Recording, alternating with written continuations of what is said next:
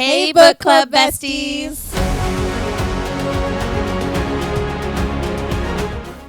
From Scrubs to Book Club, we're two burnt out healthcare workers who love to yap about books. I'm Katie. I'm Star, and welcome to Aimless Attention Podcast. Today we are going to be talking about Warrior Princess Assassin by Bridget Kemmerer. So this book is a touchy one for both of us. I went into this book completely blind. I loved Letters to the Lost, which is one of her YA novels. It's a contemporary romance, and it's beautiful. I love the emotions in it, and I love the way she built up characters. So when I saw that she had a debut adult romantasy, I was so excited to read this book. I also want to preface this before we start talking. I have a bias against Why Choose. I don't know how you feel about Why Choose, but I personally will choose. I cannot get my brain. It's the same with love triangles. I pick one and I'm like, that's the one. That's the one they need to be with.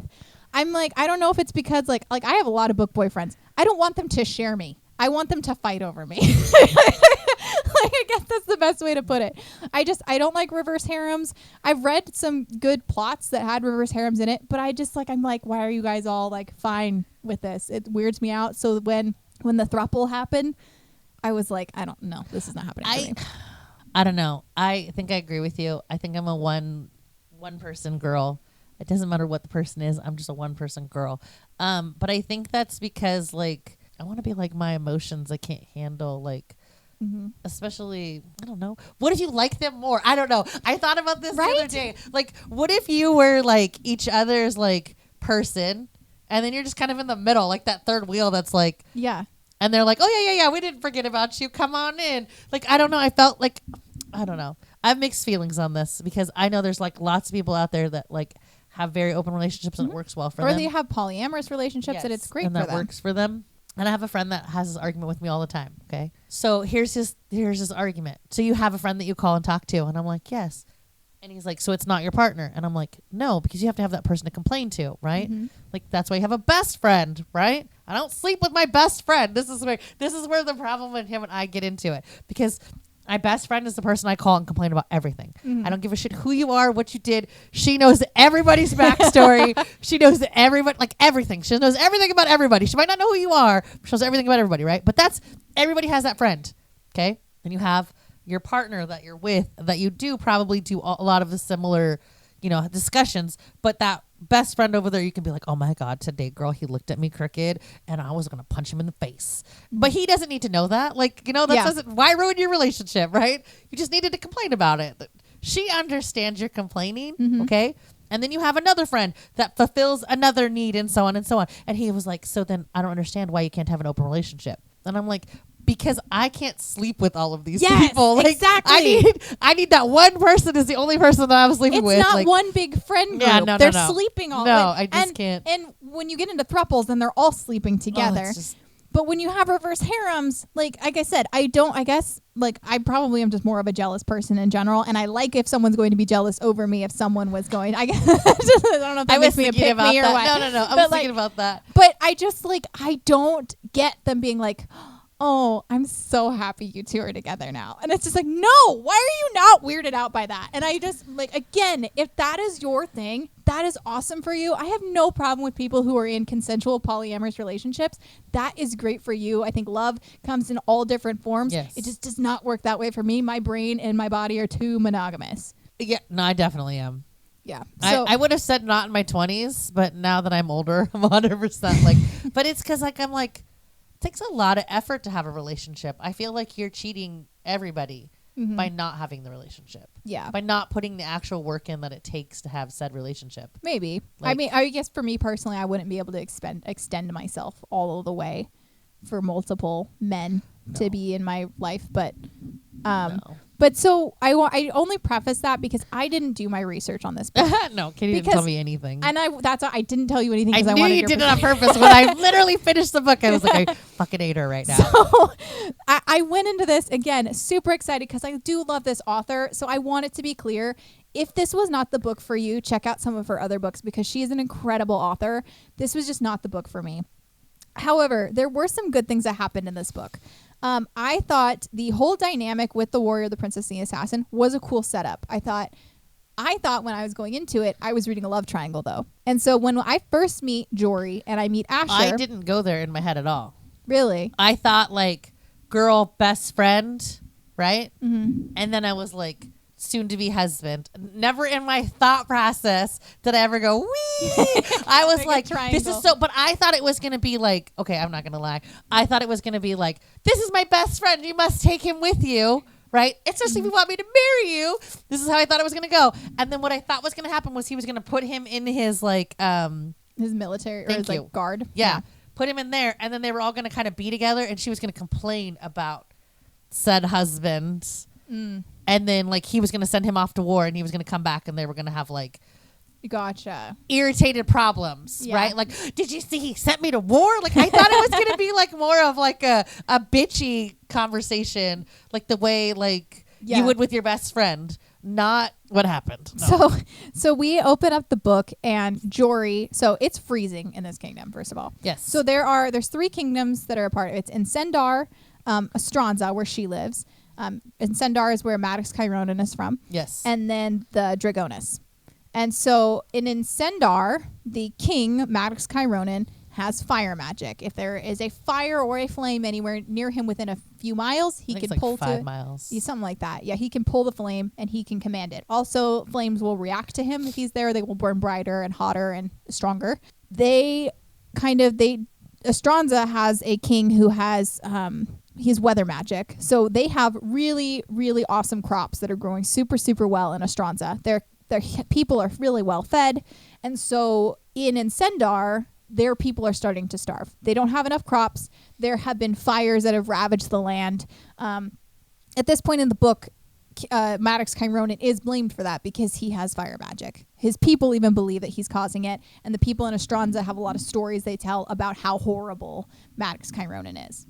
And so the king of Astranza, who is Princess Majoriana's or Jory's father, sets up an alliance with it's Prince Dane. Prince Dane sets up an alliance. Prince Dane sets up an alliance with Maddox Chironin to where he will marry Jory, and then they will, unite their kingdoms. Incendar will provide protection because Dragonis, or the Dregs, are attacking Astranza. Yes. And so Incendar has a really good military. They'll prevent the Dregs from coming in, and then the Astranzans will help his people not starve. And so that's the basis of why this is happening. But because he's so terrifying, the king has said to put out all the flames in the entire kingdom. So while they are riding in the snow, there is no flame to be seen. And Jory is getting fitted for her wedding dress in the freezing cold. That's how it opens. Mm-hmm. Yeah. And this is also the chapter that we meet Asher. So Asher is an assassin. Yeah. He was Jory's best friend. His mom was like the lady in waiting for her mom, the queen at the time, and she was the only person with her when the queen got murdered. And it was like a random spur of the moment outing. There was no way people would have known that carriage would have had her in it. And his mom didn't end up getting killed either. So they're like, okay, she obviously conspired. And so they killed her. They executed her, and then they gave him to the slavers. Yes. And so the slavers, this is the problem. The book opens with so much cool stuff. Oh, 100% was excited about this. The book seems so like you could have done it so many other directions and it would have been. I just the magic system I thought was interesting. I wish there was more of it. So she's writing her second book. It hasn't actually been finished yet. I had to Google it because I was so fucking pissed off. But I'm hoping in the second book that's where she's trying to bring it in. That's why it's taking her an extra maybe because I'm hoping the sigils they talked about how they would draw the sigils. There was all kinds of cool ass shit and it was just reference, but then nothing happened with it. And I was like, okay. And we do see Maddox Chironin end up wielding fire and stuff. We know that the king is dying, and we know that Jory very obviously is able to wield some little bit of magic when she's around Maddox Chironin. So there's something to go on with that. So there are building blocks to do something cool with it. But, and this star is what I'm going to ask you. When the assassin, the warrior king, his guard, and the princess, when they decide they're going to go to Incendar, because now they're getting tracked down by assassins, how did you feel about and we're walking and we're walking. I actually wasn't that bothered in this one. I was actually enjoying it because of all of the like little subtleties. Like he touched him and it made him like, Oh, that bothered me. There's so many things I have to complain about this book. This is I'm so really funny because this sorry. actually didn't bother me. I didn't like that Asher was like a dog with him. I actually kind of enjoyed it. I did not like how it ended. I guess I enjoyed it because I thought, okay, so because Asher's like whole weird thing, and you know how I feel about touch. Yeah. I don't fucking hate. I Don't guess touch you can me. kind of Like, relate to don't it. fucking touch me. Yeah, because I was like Yeah. super like out of anybody in the story, it was definitely Asher, which nobody's ever beaten me like that. But I could feel it. Like, so I was like, I thought like, I don't know. I liked the like he touched him in a way that like, but I didn't take it sexually. The whole fucking story, I didn't take it sexually. I guess when Like, I think men can touch other men without it being a sexual thing. for sure. The weird thing for me too was, again, I don't have a problem with same-sex relationships. I actually feel like out of the throuple, I think that Asher and Kai had the best chemistry together. I think they should have just gone off together and left Majoriana on her own. But Katie's over here like, leave that bitch in the ice. or I think Jory should have been with Kai. Either one I of think those Jory two. should have been with Kai. I think either one. I think Asher was too screwed up. I think Kai had a better understanding of him and did understand, like, yes, he needs to be touched in a certain way and stuff. But what I thought was weird was how many, and I don't know if it's just that this society is just way more open about things or whatever. And I don't care if it's a same-sex relationship. Great. But every one of the guards was like, this guy's hot. We're all sleeping together. And I'm just like, okay, why does this have to be in the story though? Like, I felt like it was like, it almost felt like a romantasy grab and then like an attempt to just be like, oh, look, I did inclusion. Look, they're all guys that want to sleep together. And I'm like, that's great if they actually do. I don't know. It just felt like I can tell when inclusion gets thrown in there just to be like, look, I have a book that is inclusion. And then other ones where it's like a thoughtful inclusion, you know? Yeah, I guess I just didn't see it fucking coming. I don't this know is what. a hot take. And I didn't see it coming. I genuinely was so taken aback when it ended the way it did. I was so confused. I don't know. Like, maybe I was tired. I don't know. I did not see it coming. I was genuinely so engulfed in the story. I was like, this is so fucking cool. And then like the assassin and the warrior and everybody's fucking walking. Like, I did not hate it. I like, even when they described like all the markings on his body. And I was just like, I do have to say that I did think it was weird. Like when he would like touch him in a certain way. But okay, so I'm going to be completely fucking honest. I guess I didn't think about it because I knew as like a slave the shit that he had to do. Well, yeah. So like you have to survive, man. You learn how to suck dick real quick. Like that was how my thought was going. The whole process was like, okay, so they're just like, he just knows how to do said things and he knows he can't be with her. So like I just assumed that he was going to be like the outcast guy. Like I think it's Nico, right? It's not Miko, it's Nico, like with an N. Yes, Nico. Yeah. Yeah. I just guess I like assumed like he would be like Nico, where like he would become like the Moves in the warriors, shadows, he would be like his guy, like his second, like they would be friends, not like the problem is that I feel like this is going to be another podcast where we talk about sex a lot, and I don't think it needed to be that way. No, but it didn't. Like I felt very much like. I think I even came over and was like, what the fuck, Katie? Like, I was enjoying the story so much they could have deleted the whole ending and I would have been totally fucking okay with it. I don't know how they would have ended it, but I would have been okay with it. But I have so many questions. Like, okay, we know Victoria, his younger sister, is the one causing all the fires. We know she's volatile. Yeah. We know because they had that interaction where she's definitely like. Okay, but I figured that out like way fucking early in the story. You kind of know because he talks about her and like he like kind of like keeps her very much away from everybody. I was like, oh, something's wrong with her. Yeah. Like, well, and then even in the beginning, Kai has his own perspective where he's talking about how Dane had initially recommended that he marry his sister, but and he was like he should have just done it. He should have been like, burn that motherfucker. But like there was a lot of times where early on you're like, okay, it's not Kai, it's obviously the sister that's causing it. He's covering up. So like, what happened to her to make that happen to her? I want to know that. I want to understand the sigils for the magic system.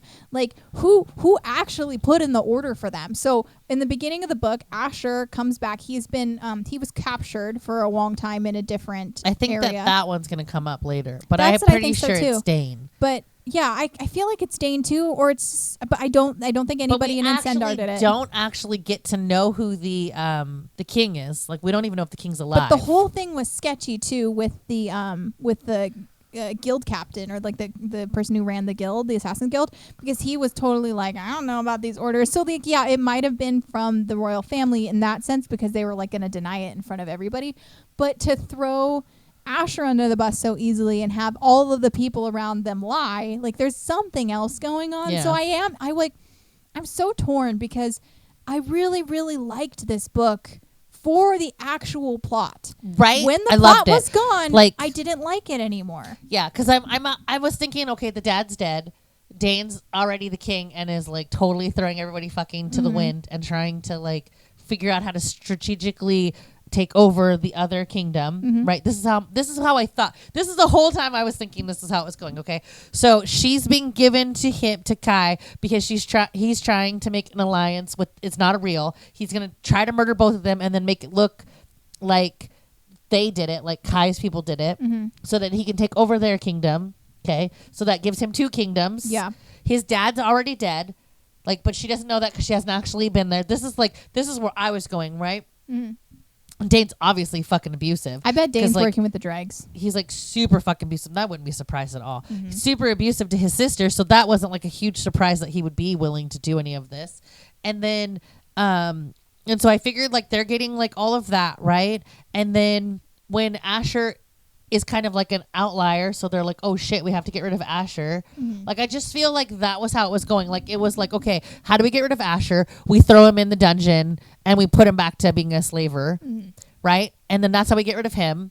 And then we get rid of those 2 by assassinating them, and then we take over all the kingdoms. Yeah. Like, Dane just strikes me as the kind of asshole that's what he was thinking, right? For sure. And then he's so fucking oblivious to the world, like, outside of the kingdom, that he truly thought he could do it. That's what I thought, right? That's why when they were walking, I wasn't all that like weirded out. You're because like, oh, something else happening. You kind of get their backstories too, because that's like, it wasn't just like we're walking and we ran into a village. It was like we're walking and then people saw my scars and then I have to explain my scars. I thought Asher, in terms of his character, was very complex, and I liked that about him. I felt like he had gone through a lot of stuff, but here's the other thing. Maddox Chironan's 34, and the other 2, I think, are 24 or 25. So he's 10 years older than both of them, ish, that I can remember. Asher has been through a lot of stuff, so he's kind of had to mature, but the weird thing is that I felt like he had still, it's probably because he wasn't able to grow up in an actual environment where he was raised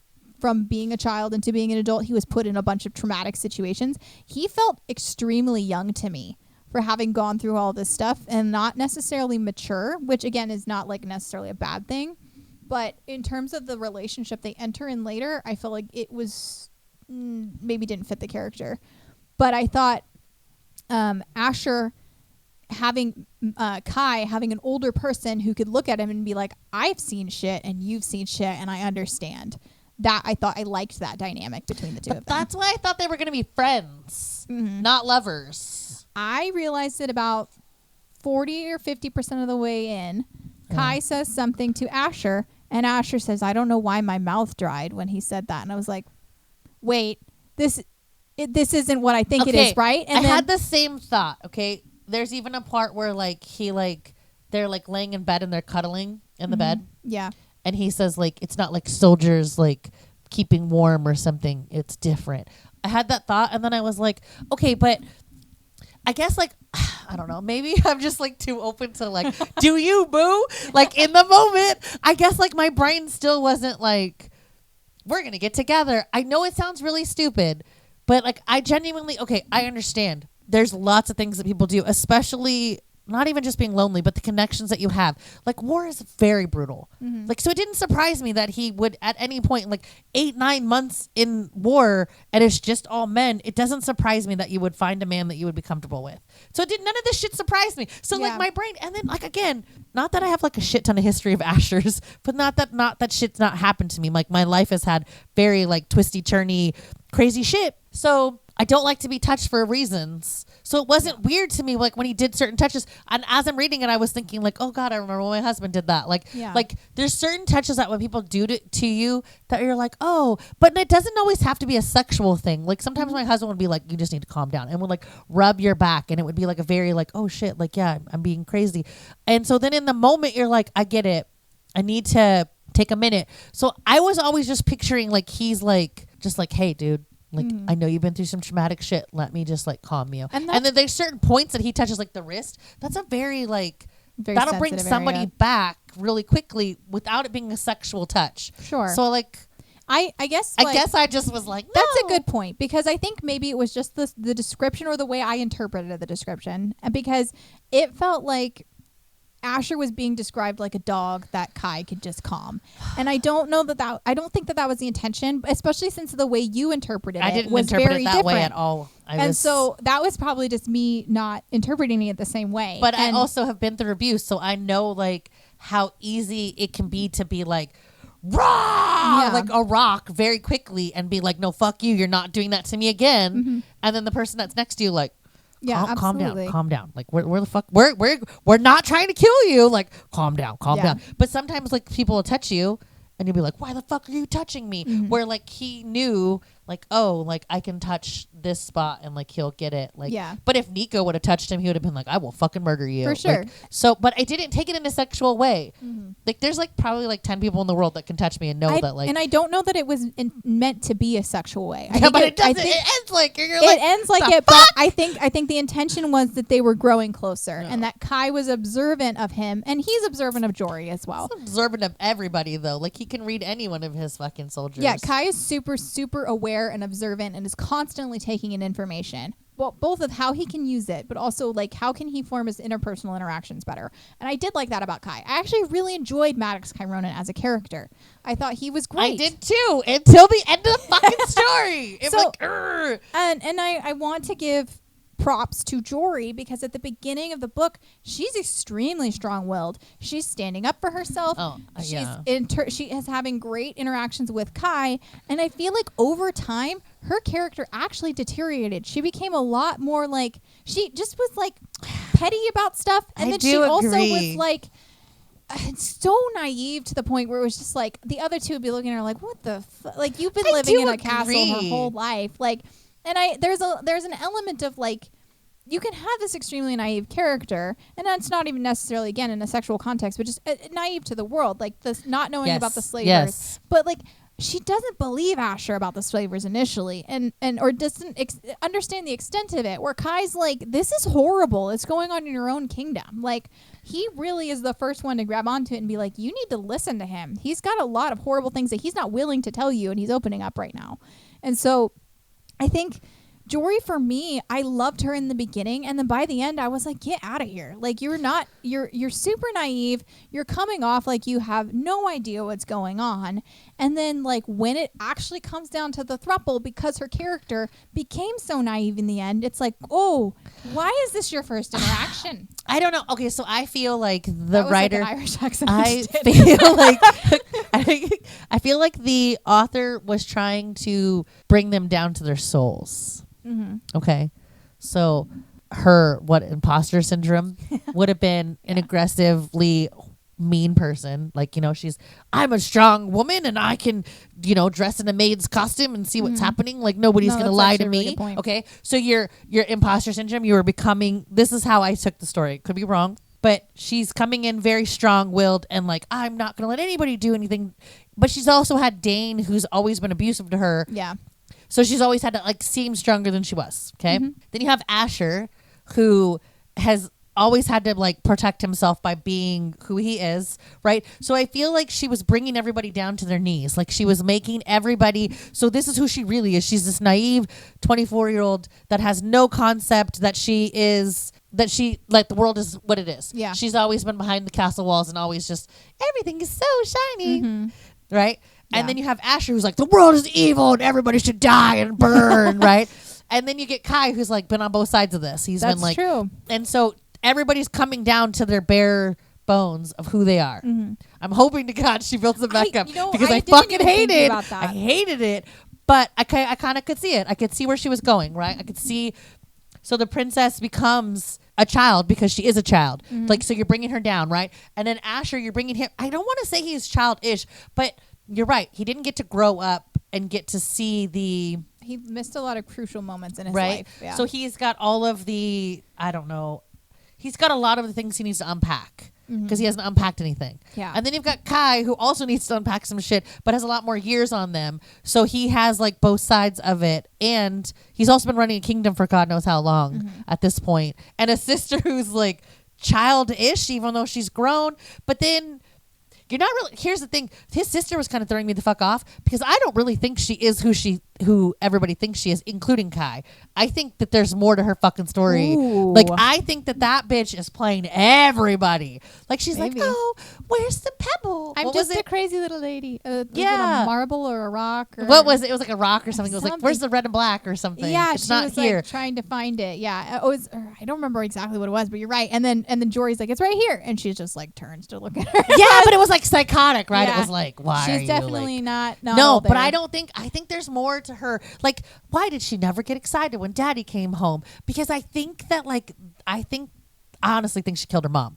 I think when she came out, I think she killed her. I think there's like a whole fucking story we don't know. Like, so she came out maybe she like burned her. Yeah, that's what I mean. Oh like my she God. like so then I was like, this crazy bitch came out like hot, right? She was like she already came out like right, and then you get like toddler years where like the child is like burn, burn, burn, burn, Yeah. burn, burn, burn, right? And so now she's like, I don't know, she's a kind of adolescent, I think, right? Like because she's younger than Jory, right? Yeah.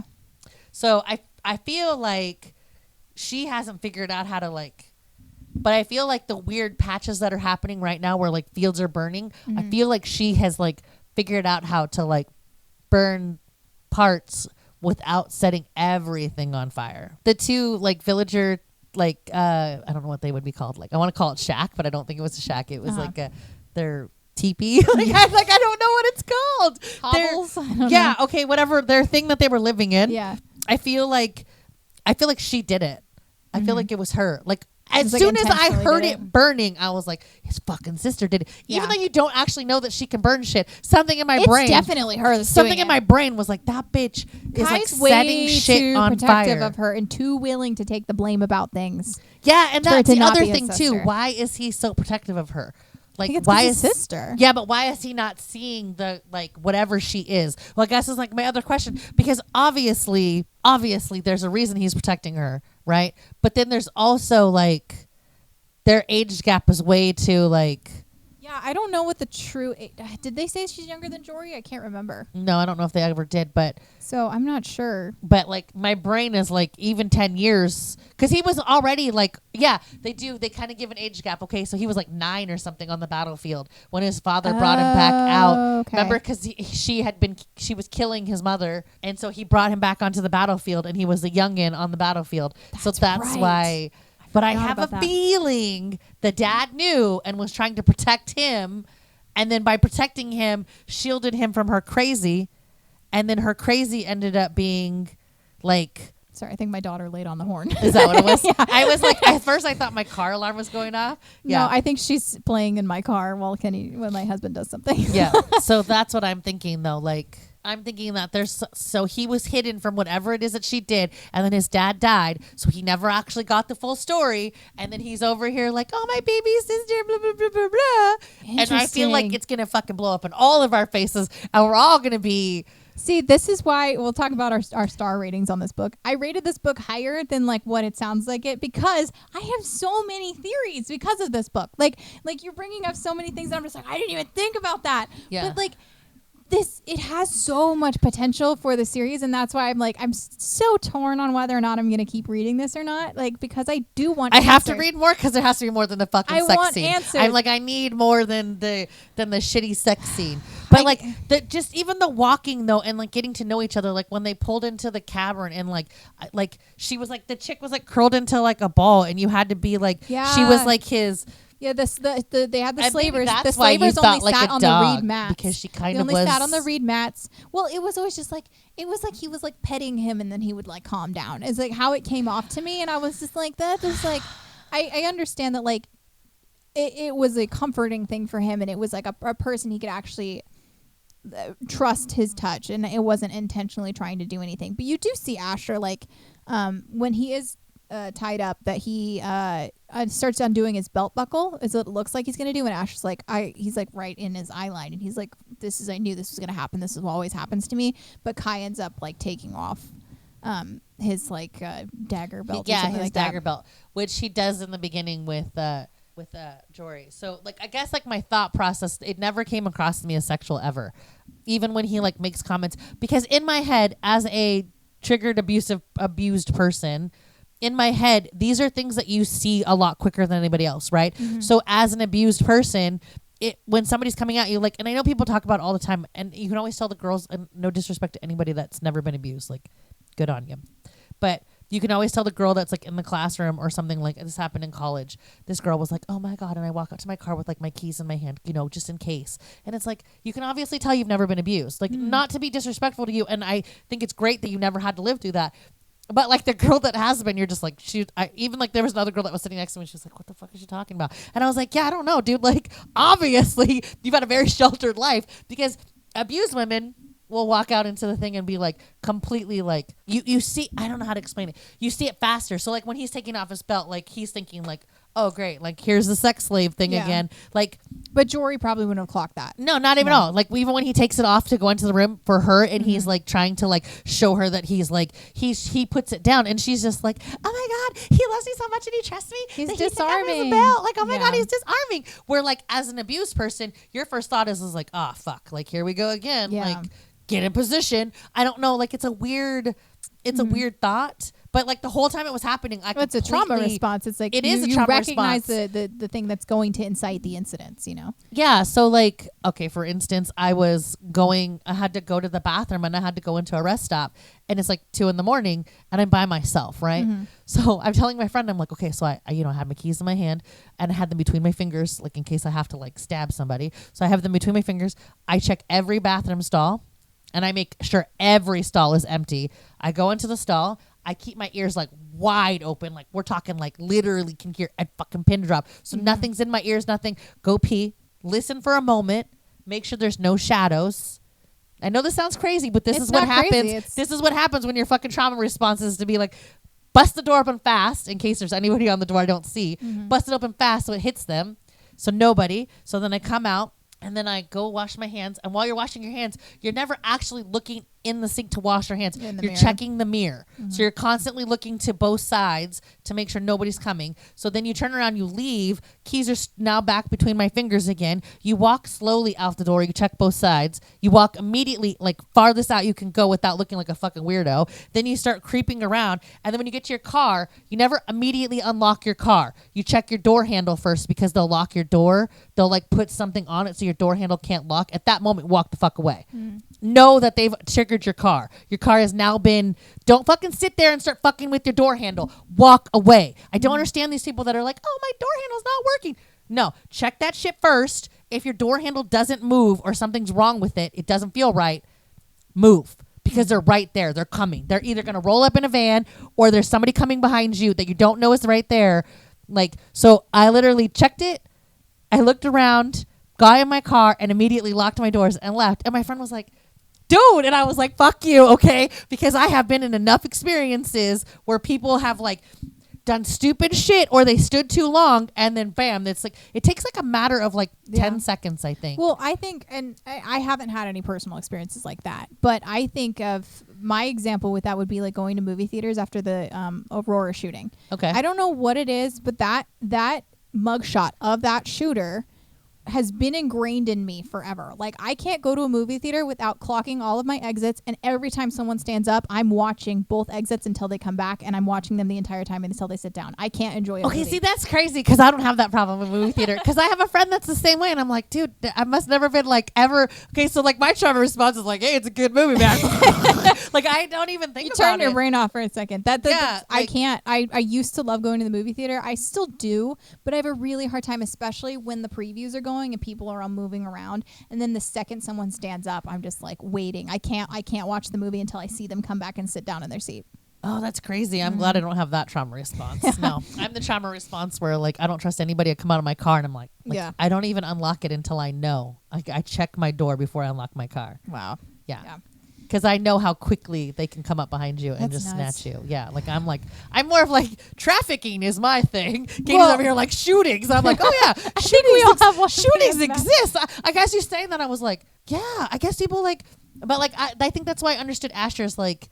That's why one of the reasons I don't like to be touched because like people touch you in bad ways and you're like, Yeah. oh, fuck off. Yeah, and Don't touch me. the whole slavers thing kind of being like a secret it's like a loud secret. Like everyone knows it's happening, but we don't on paper say it's happening. Yeah, You know? and then like the thing that really bothered me was how much he didn't tell her, and like I guess it bothered me because it was like this is your friend.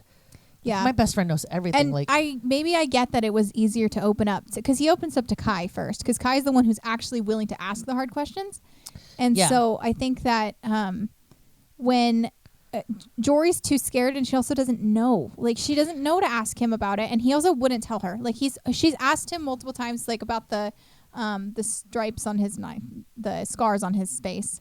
They call him stripes. The guard do, and he's just like, I'm not telling you. And then after a while, she just stops asking. And he has 7 in the end. She's just like, okay, whatever. which is explained that he just kept coming back. That's why he would come back he would every couple every months. time he escaped the slavers and got caught, and he they would have a. but he would new always one. get caught because where did he always go? Yeah. But I guess like my problem is like as like this is where the naivety comes in. Okay, so he had 5. Now he has 6. Didn't he just leave you? Look at he just left you again. Now he has 7. I don't know. Like my brain was like, Well, and like, come on, you're not catching on. Like I feel like after 3, I'd be like, he saw, dude. when she sees him, like kill Nico, because he doesn't kill Nico. Yeah. She's like, oh my god, you killed someone. He's an assassin. Yeah, but she doesn't know that, right? What does he say he is? No, she does know that. She knows. So here's my thing. Spoiler warning for Throne of Glass. This isn't necessarily total spoiler warning. I think at this point you should assume we're gonna always go back to Third of Glass or Crescent City. Those two seem to really set us Those are our off. 2 series we constantly talk about. This gave me it gave me a little bit of Kale when Selena kills people. Oh.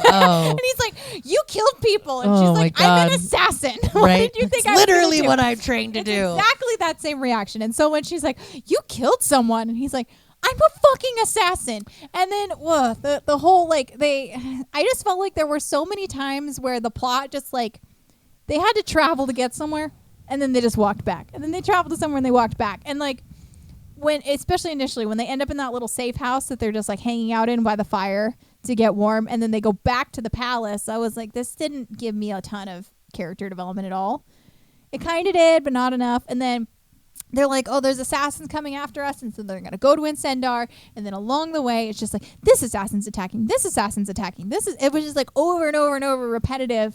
I felt like that the reason why, though, like, I don't know why this one didn't bother me. The walk-in on this one didn't bother me. But I think it was because it wasn't so much the character development as much as it was the trust to which the two of them had to give each other. Which I might liked Jory be, and Kai on the road. But see, I think that it was I think that the trust wasn't those two though, because she needed to grow the fuck up. Obviously, Yeah. that wasn't not going to happen. Yeah. I think it was Kai and Asher had to learn to trust each other because remember, like at first they're like shackled together, and he's like, "Well, you can kill me," and then they're kind of less shackled together until they're not shackled together. So the trust had to be built, and that's why the walking was so important. I think, Yeah. because they had to learn each other's. But I don't know. I still keep wanting to go back to the fucking throuple because I'm like, bullshit. It shouldn't have happened. It was ridiculous. I hated it. It was like literally the last hour of the fucking book. I was like, no. Yeah. So here's my thing. Why don't we just talk about the throuple so we can go back to the plot? Because and this is what I was worried hoping that it was for. like too early into No, the you know what? I don't even know how long we've been recording. But like I said, I got about 50% of the way through, and then I went, oh no. But you figured it out early. Is Star's this- over here naively like, Well, I went, oh no, is this a reverse harem or something? And then I was like, wait, why is Asher into the king? Okay, what is it going to be, a love triangle where Kai has to pick one? Like, what's going to happen?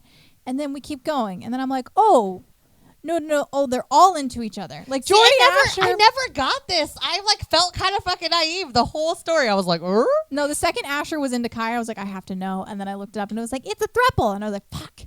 See, Katie's over here. I like full on was like, we're just gonna keep plowing forward. Like, I probably should have done that. I probably wouldn't have it as negative of a perspective on this book as I do because of that. Because like I said, this book is so good, and then it's so not for me. But they end up, Jory and Asher have a conversation where they're like, we're both into the king, right? And they're both like, yeah, we're both into the king. And okay, I remember this conversation, and I was still thinking that like it wasn't going there though.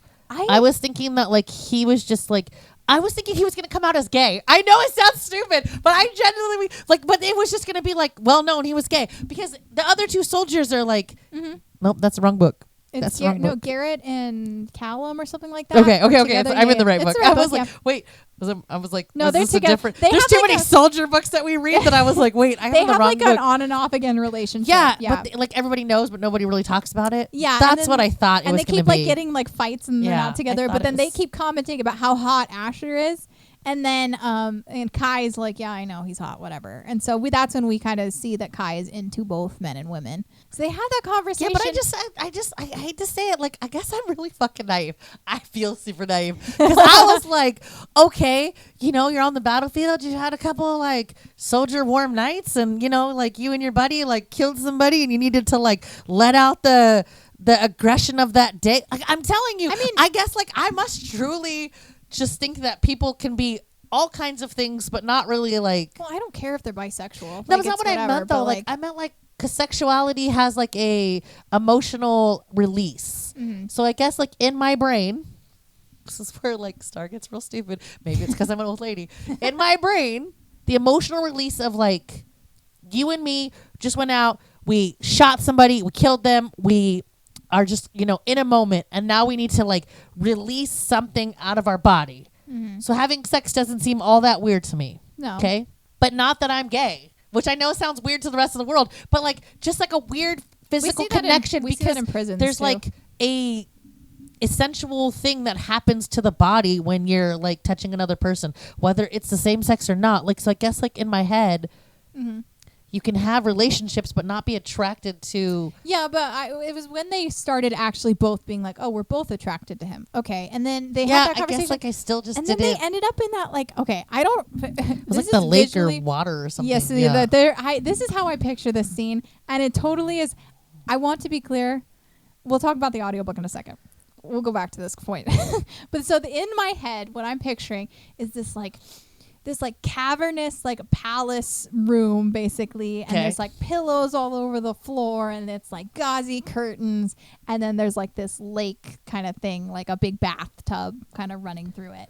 Okay. And so then Jory and Asher both hop in there and they start making out. And then they look up at Kai and they're like, do you want to join us? And I'm like, okay, first of all, this is why this throuple bothers me. It's not necessarily because all throuples are bad or that they don't make sense.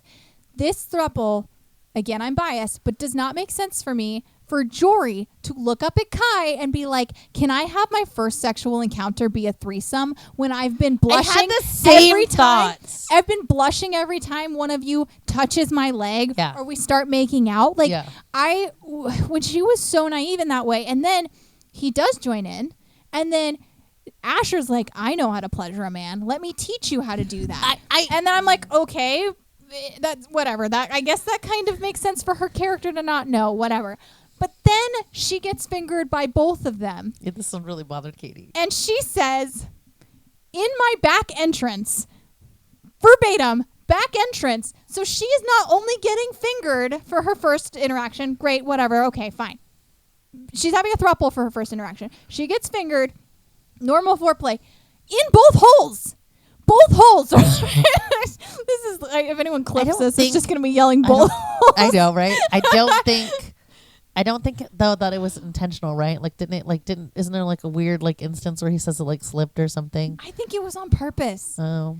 But then, I mean, he purposely stuck his finger in Kai. That one I caught. I don't know if you caught that, but I was like, we could have. like, oh, guys like it when you do this. I don't know. I I don't know, but Kai like kind of struck me as like never having it happen, because there's like a part where like he's like I kind of liked it when you did that, but it felt very much like that's never happened to me. Like nobody's ever thought like, let me stick my thumb there. Guess, the whole thing was so awkward for me. I was like, none of this is hot. I feel like all of you people should not be together. No, and I also felt like it was very much like Katie's probably never had a threesome. I felt like it was also very much like an awkward threesome, in the sense that like it was kind of like, oh, I don't really know. Do I want to touch you or do I want to touch them? Like, it was a very awkward, like... It wasn't very balanced. No, because everybody kind of didn't really know what they really wanted out of it. Mm-hmm. And I've been in one of those, and they're not fun, because then you're kind of like making out with so-and-so, but then you're like, oh, yeah, but you're here. Oh, okay, and then now you're like kind of the third person out. And then it's like a weird situation, and those... Threesomes are ridiculous, and I don't know why anybody would ever enjoy one. That's all I can say. They're really fucking ridiculous. I don't enjoy them. I think they're really stupid, because either you're going at it this way or they're going at it that way, and you're always like the third person in, though. It's like extra hands touching, and it's like, what the fuck is happening? I feel like when it's 2 men and 1 woman, there's like more it is opportunity. But here's the problem with this, okay? There's multiple problems with this. It's either guy, girl. Mm-hmm. It's girl, guy, to girl, whatever, however the hell, right? Or it's like a weird situation. Like, I don't know, dude. It doesn't, because either, like I said, he's being taken advantage of by his buddy, and you're just touching the front end. I don't know. It's like a weird, like, you can kind of train it, I guess. Train it. Or you guys can both be hitting 2 different holes, but she's a virgin. So why are you even like... Well, and they even finish that whole encounter, and they say, you're not ready for penetrative sex. Yeah, but you fingered her, so that didn't make sense to me. I was literally more disturbed at the fact that they fingered her and then told her that. Yeah, I was. And it wasn't even the fact that they went in her other end. It was literally you just stuck your multiple fingers. I guess fingers. I just hate the phrase "my back entrance." I really did not. I really did. I was really bothered by the fact that like Kai comes in all hot and heavy with multiple fingers. Yeah. And then it's like, no. Now that they're Does she talk about it being painful? Child. For like a second. She goes, it was painful, and then it felt really pleasurable. No, that is not how it goes. Okay? No, it's I'm not. Sorry. None of it's how it goes. I'm sorry, any virgins who are listening to this. It does not matter how polite they are. It does not matter how sweet they are or gentle. It is painful. It's not like an enjoyable... At least for like the first like minute or two. She makes it sound like it's seconds. I would not say that like it was like, oh! And then it was like, oh, that felt so good. Like it's not like that. Like I would also say that penetrative sex for most women is not how they get off. So if you are going into, and then if you are going to have sex with someone and the only stimulation you're getting is penetrative sex, and you're a virgin, it's not going to be a very fun time. No. But it's the one time, and it gets better, and hopefully you and your partner can grow and learn to help each other out. Yes. But that's my point, is that if you are getting fingered with multiple fingers and you're a virgin, it's like going and getting a pap smear being a virgin. My God, yes. Like, and I have to be honest cranking you with open when you're a virgin is not, it's not comfortable. I have to be honest with you though, like the him putting a finger into also in either people, it's not like he licked his finger. Like that's a dry fucking hole. There's no liquid in that hole to make stimulation. It like its own lubricant. It's not like he went from the vagina and back. No, he had 2 different fingers going in 2 different spots. And when he does it to Kai, I was like, maybe his saliva rolled down there. Like that could happen. But like this is a real far fucking fetch. And we're really getting to the point where like we're adding details that weren't in the book. So quick question. So I can't remember the specifics, and you read this more recently. Was it Kai fingered the vagina and then Asher was in the back entrance? Yes. Okay, so Asher was a back end. Okay, I just wanted to make sure he wasn't going so vagina. How it goes is Kai has got multiple fingers. This is why I was trying to figure out if it was an accident. He's got multiple fingers, and he kind of thrusts her, and Asher's kind of like stimulating the back end. Okay, yeah. And then he accidentally kind of goes in. Yeah. But then she's like, "Oh my God, I love it!" And I'm thinking in my head, "No, you don't, you liar!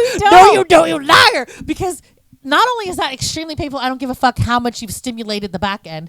With no lube, that's fucking painful. I'm sorry. You have just been like, almost like re-virginized. I don't know what the fuck word would be. Just like, and I was like, almost everything in me fucking died. Okay, first of all, it's not made for that. No. And then second of all, and it can be very pleasurable. I'm not going to be like, oh, it's not. But we're talking like a dry situation. Like this is like an accidental, like nothing there to help you. And then Kai realizes it. kind of pulls back out, and then Asher, that's when they were like, oh no honey, we're so sorry, like you're not ready for this, da da da da da. And it's like, but you've already thrown her into, like, her body is completely active at this point. You've already thrown in all the things. And they make the decision for her. But I think the reason why was because they didn't know who wanted to be the one they fucking have sex with her. Probably. So they were like, fuck it, nobody gets to have sex with her. And here's the thing, though. The thing that irritated me the most, I am a huge, like, I think aftercare is really important. And I also, this is another TMI story about Katie.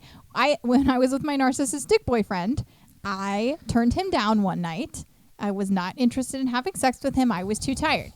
He waited until seemed like I was asleep, pulled up Facebook and started looking through a comment section that was just pictures of boobs and started jerking himself off. I think it is so rude when you were in the same bed with your partner to do that.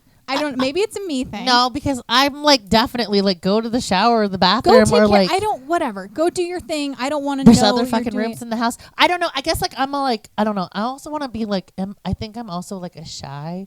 Like, I don't want you to see what I'm doing. I don't know. It was more, even if we were like a partner, like even if I was with my husband, I still would be like, I'm going to go take care of myself in the bathroom. Or like, if like I thought he wasn't home, I would still close the bedroom door. I wouldn't leave it open knowing nobody's home. I still would be. It just feels rude. And I know he only did it because he was pissed that I didn't want to have sex with him. But who gives a shit? Like, not everybody wants to have sex all the time. Like, but I only bring that up because they have that whole encounter. I know. I knew where you were going with this. Kai says, let's go all snuggle up in bed. So they do. They all snuggle up in bed. Jory falls asleep. Then Kai turns to Asher. But they didn't really do aftercare. Like, there was no, like, actual, like... I think they cuddled. That was kind of like their connection moment. But they didn't clean her up.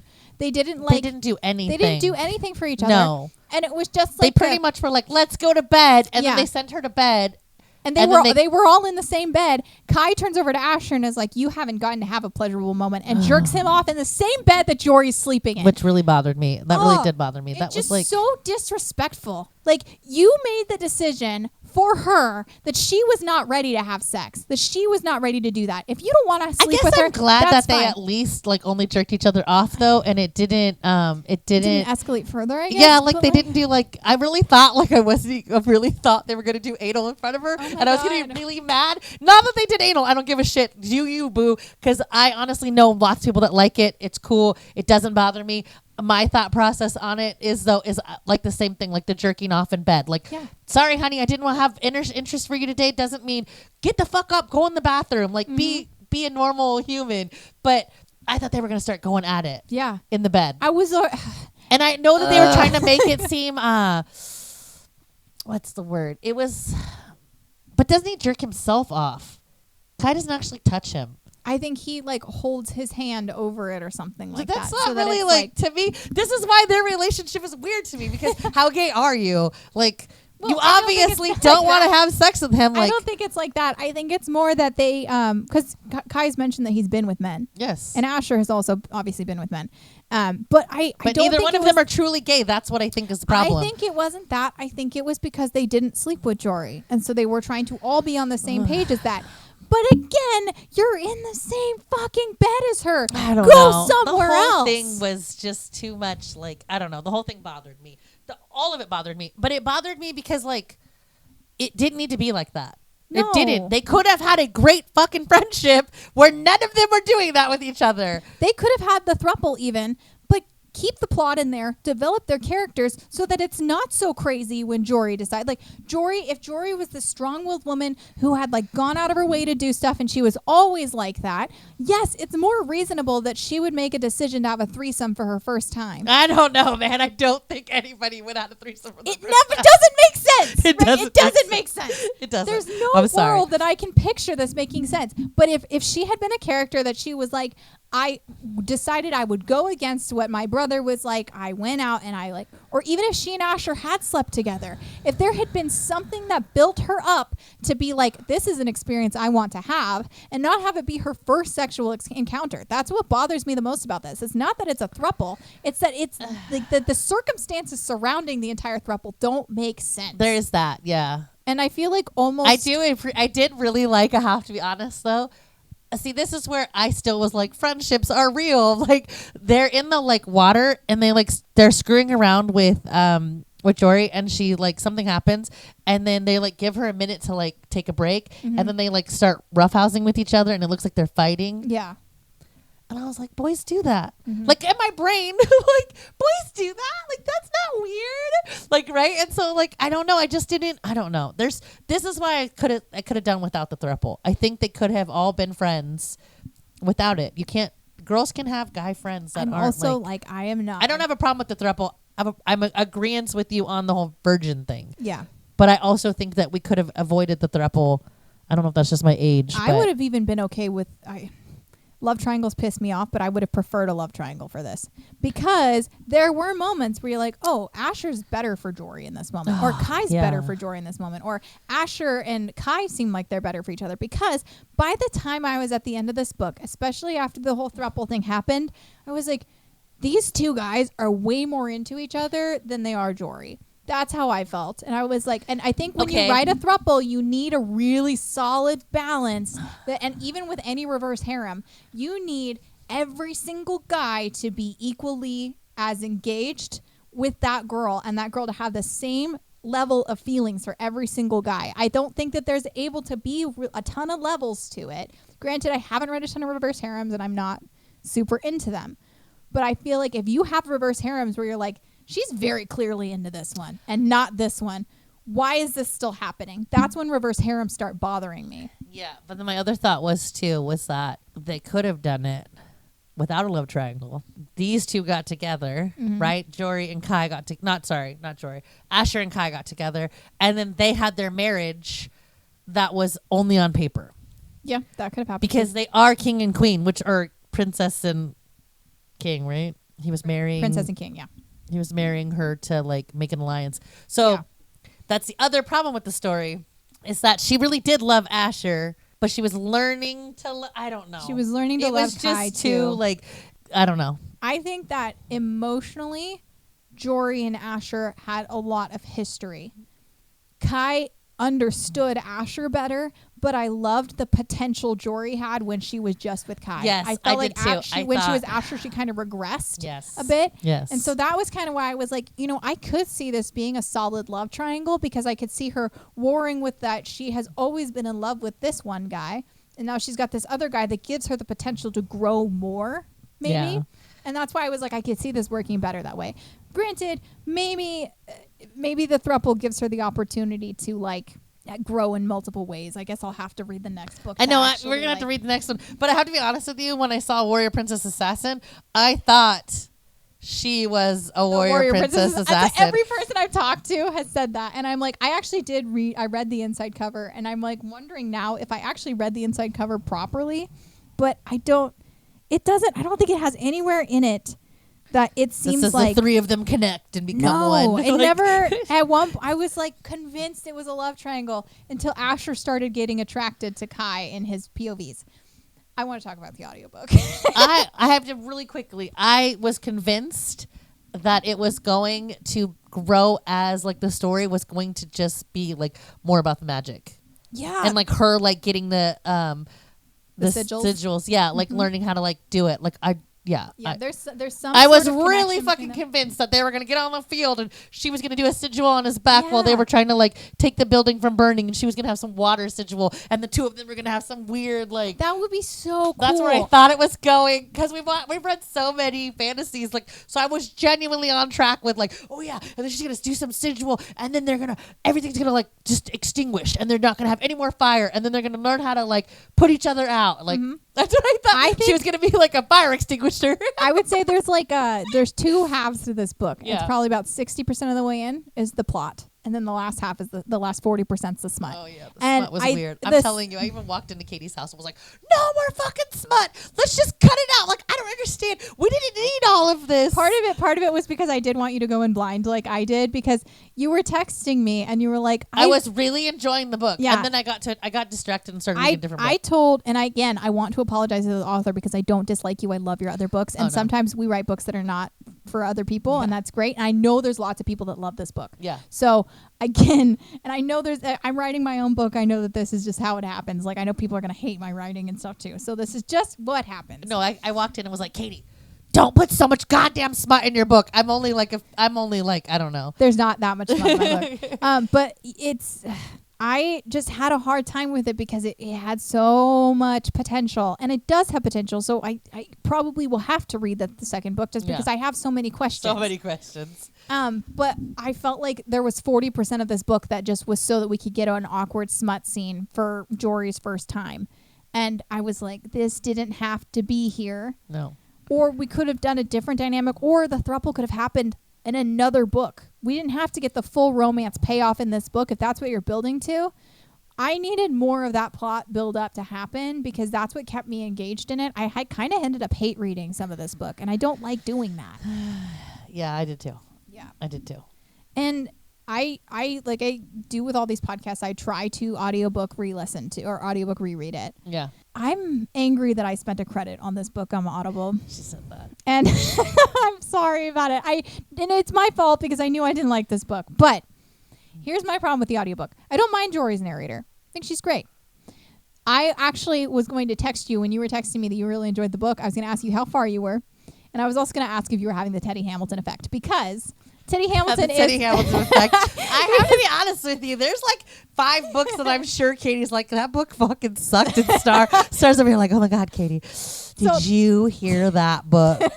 So that's... I know you love Teddy Hamilton's voice. He does that Teddy Hamilton's voice does something to you. I felt like personally, I view Teddy Hamilton as like Nico Troche. I feel him as this like the harder guys, the like rougher guys, that kind of thing. I know he's done other voices and I just haven't heard them. The only other time I've really heard him is do it is Zayden's POV. And then I've heard Love Hypothesis as well. Who is it? Teddy Hamilton.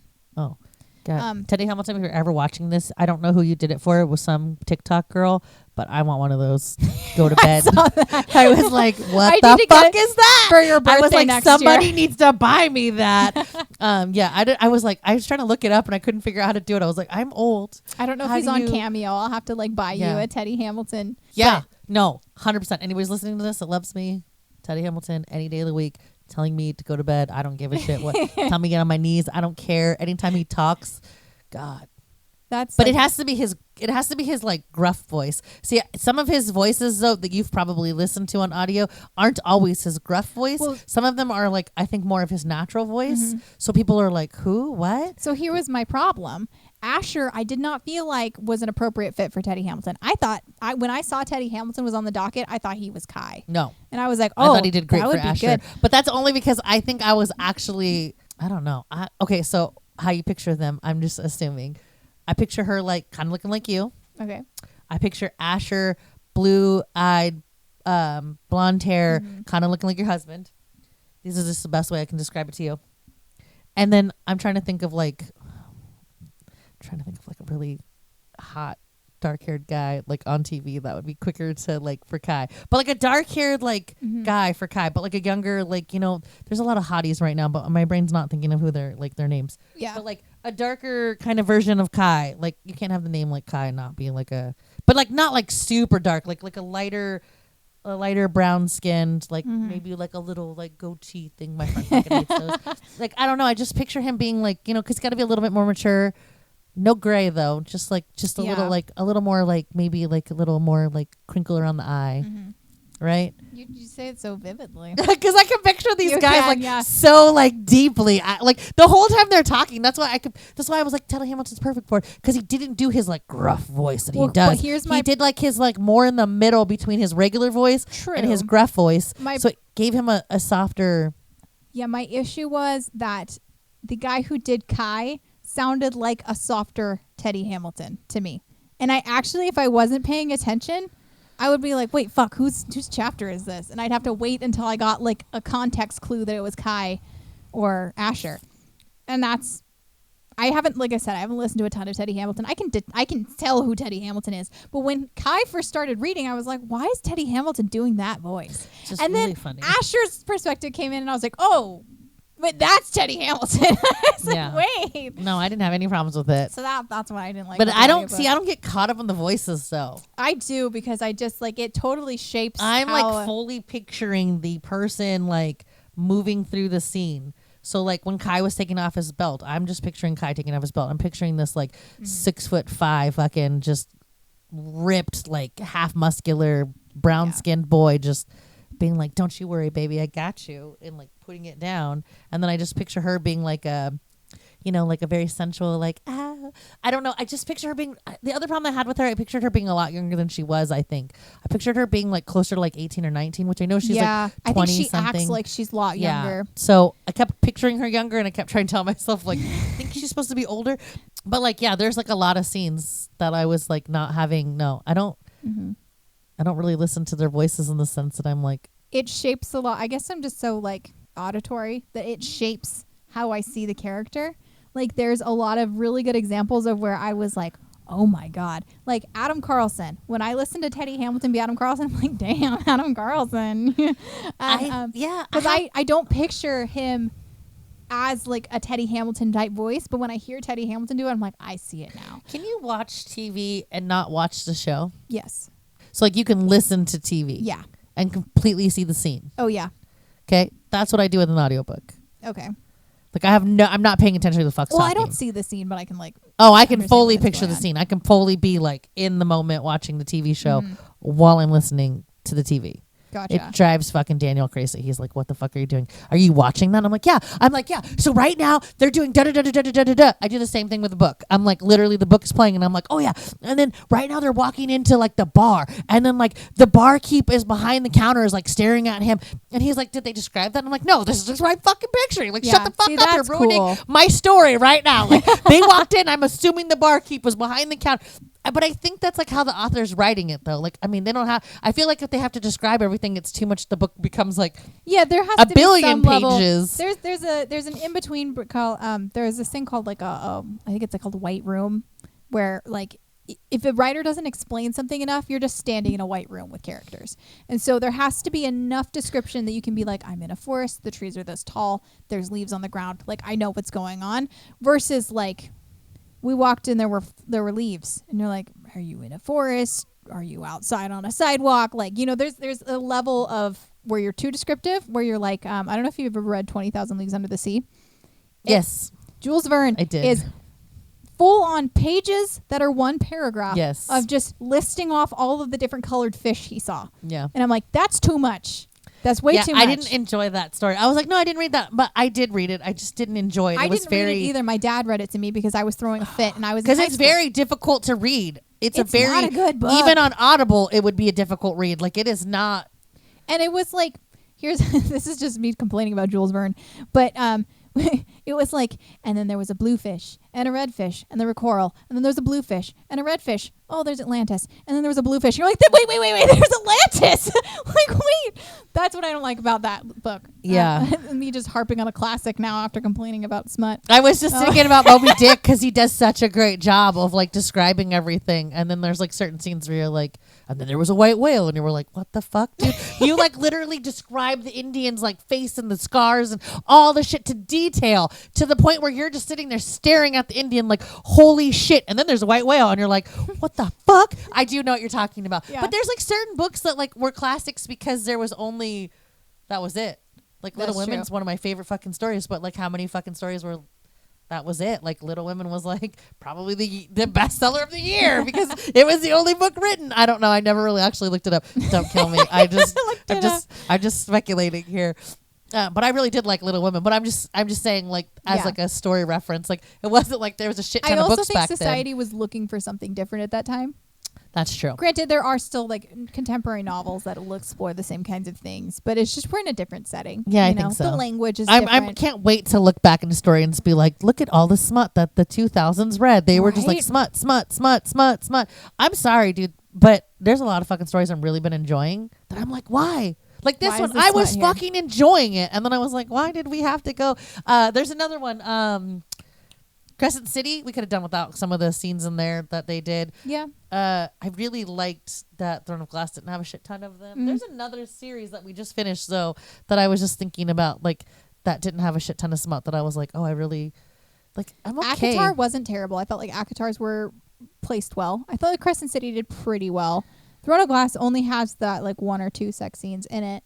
But I feel like that's okay. Like, yeah, the partner like got intimate with your partner. You didn't have to get like, we don't have to spend 4 hours of like, if I want a smut book, I'll just go to like, Flawless, Powerless. But I'm like, that's they're like exactly hardcore smut. Like, you're literally getting into that book going, yeah, baby. But that's exactly like, it. I go to, when I want just like a comfort read, yeah. I will go to an Elsie Silver. I know what's going to happen in it. Yeah. I know I'm going to get a third act breakup. I know they're going to end up together. I know that there's going to be really good smut in it. Yeah. So I will go towards Elsie Silvers all the time. Allie Hazelwood's to another extent. I love the kind of elevation in the patience and the characters' educations. I thought she was going to go with pages. No. So I was like, where is she going with this? No, I love the STEM situations with it. But sometimes I just want to read a cowboy smut romance, and that's like a nice break from like reading Quicksilver or reading. I did a month straight of reading Crescent City, and after so much world building and so much intense fantasy, I just had to read something that wasn't intense. But sometimes I enjoy the world building. Like, oh yeah. But not like, okay, here's my problem. I know you guys are all going to be like, but Star. Okay, so my problem is with the Throne of Glass series is that she does too much fucking world building. It's like, world building, here's some more cool stuff. World building, here's so much cool stuff. So it's like walking. Hey, now we did something. Walking. So like, I know in other books I've complained about the fucking walking, but it wasn't as bad in some of them. Like, and even in this one, it wasn't that bad. There was like walking, but like you got to see the characters like. Yeah, I did like when Maddox, Chironin, and Jory, when they were like around the campfire and stuff, and he was like helping her try to trace the sigils and all that kind of stuff. I liked that. I liked that was, they started making out and stuff. I liked that. I thought that was like their relationship developing in a kind of a typical way I would expect. Yes. I did really enjoy the fact that, other than I didn't like how it was described, because I think you made a good point, is that like the way the Asher was able to be seen by Kai and him acknowledge that there were things that he wasn't going to be comfortable with and to not push him on, whereas Jory wasn't able to see that and she wasn't seeing how she was kind of hurting him while she was doing it. I did like that element of Kai and that whole relationship. It was really like the description of like, it was like, oh, he pet me and I was better. Like, it was just like, I felt like he was like wagging his tail like a dog sometimes, and that was my issue with it. But overall, like the first bit, I was like so down for this plot. Oh my God. It seemed like it was going to be really cool. But I think we've had this discussion before on another podcast where we get real excited about like the external world of like all of the cool, like the signets and shit. And we think like it's going to go somewhere. I think it was Heartless Hunter and Rebel Witch. I think we thought was going to go. And it was so exciting. We were like, oh yeah, what the fuck? Like, where did we go? Like, not to say that book wasn't good. I would highly recommend reading it. I'm just saying, like, I think Katie and I, we get into these worlds and we're like completely engulfed into like everything that's happening, and like we aren't really paying attention to the sex. We're like, oh my God, and then what are they gonna do with that? And who's gonna burn what? And like, why did that field burn? Mm-hmm. And like, we kind of forget that like. And I don't mind the sex if the sex moves the plot forward. Yeah. Like, again, spoilers for ACOTAR. Silver Flames is an example of where I felt like, why are they having sex again? Okay, you're in the dining room. I get this is where you like screw each other. Yeah. Why are you having sex right now? Yeah. Like, that was a book where I was just like, okay, move on. Like, go develop your characters doing something else. Like, you guys both have your own journeys you're on. Yeah, I walked blowing in him bitching in about that is not going to work. Yeah. Like, so when the smut takes me out of the story, that's when I have a problem, because then it feels like, especially now in the Romantic era, not to say that about ACOTAR, I think that was just what she viewed as was appropriate for that. I have read other romanticies where it's just like, and here's the smut, and you're like, okay, I understand romanticy's huge right now. This is the genre. Yeah. On-page sex is a huge thing. It's a lot of women reclaiming their sexuality and being able to have a way to explicitly share that. Wonderful. But when I see, and I don't want to hate on this author, but this felt like a romanticy cash grab for me in terms of that last half of that being a smut scene. And I don't know if it was because the publisher said, we need this to be smut. I was wondering about that myself too. Mm-hmm. Like, even with your book, I was thinking, like, when I was reading it, I was thinking like, oh my God, like I was thinking, to reference Katie's book, I was thinking that like there's certain points where I kept trying to like edit it, and I'm like, how do publishers do this? Like, do they read the whole goddamn story and then they go back in and add shit? Because I got stuck on a chapter that I kept wanting to like, no, we need to re-edit this whole chapter. It needs to be thrown away and started over. And I kept trying to like, and I spent too much time on the chapter, so I didn't get farther into the book I wanted to get into. And then I found myself, and then I was like driving, and I was like, that chapter really fucking bothered me. It really bothered me. The whole chapter needs to go away. I just But, need like, to edit that chapter how and then do give it back to you. publishers do it though? Like, so do they read it and they go, well, this is what the community wants? I know that they have an editor. I don't know with established authors how it works. I know that they like submit a proposal for a book that they have. They write the first draft. It goes to the editor. The editor suggests changes. So Yeah, but you suggest it. Like, it doesn't always have to happen. Yeah, but the editor I think has final sign off, so they can just say like, well, this is not going to get published with this in it. So there are certain things like I know authors will talk about how they've like fought to have certain scenes in books or like certain characters do something. Okay. In that way. And so with this, I just felt like it felt like I had two halves of books that didn't match.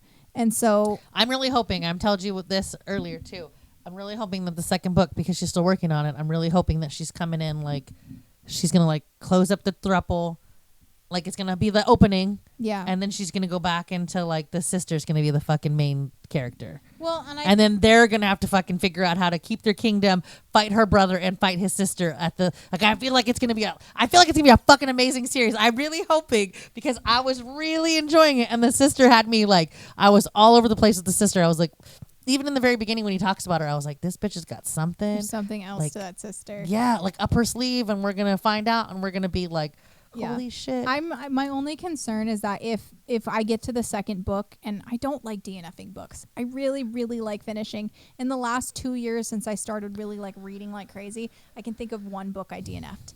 And it was another situation where you had a super young, naive character that got put into really sexually charged scenes out of nowhere. And I was like, I don't like this. It makes me feel icky. It makes me feel like this isn't how this should have gone for them. And I can see being young, having a sex drive, not having been sexually active before. I can understand that. But there's a level of like not understanding things, I guess, that it just makes me think of that stupid fucking book. That was like deep end. Oh, yeah, as you're talking about it, I'm like, and you want to talk about people getting into sex scenes. Yeah, I don't know. I guess the buildup for me was that like I could see her breaking them down. Yeah. And I could see all of the trauma to which each one of them brought to the table. And then I don't know. I genuinely think that I think I definitely saw where the author was going with every single scene until we got to the sex scene. And then I didn't think it was bad. I don't want anybody to think that the book itself was fucking great. I definitely would rate it a 4.5. I don't think I would rate it a 5. Because of the throuple. And it's not because of the throuple, because of the weird virgin-y throuple thing. Yeah. Like I was like, I do. Maybe if she would like already had like banged like 10 people and then she came into this, like I'm totally down. Experience. Like, yeah. Like she had barely kissed Asher had kissed her for the first time, like the night that she was going to get married. Yes. That was the first kiss. It just felt too like, I don't know. Maybe they had kissed in that barn that one time. And then I don't recall that. I think they might have kissed. But again, she's had maybe 2 kisses in her life at this point. She's made out twice. So like all of a sudden getting into a threesome, it just doesn't make sense for your first time. But, good on her, I guess. That's her thing. I gave this a 3-star.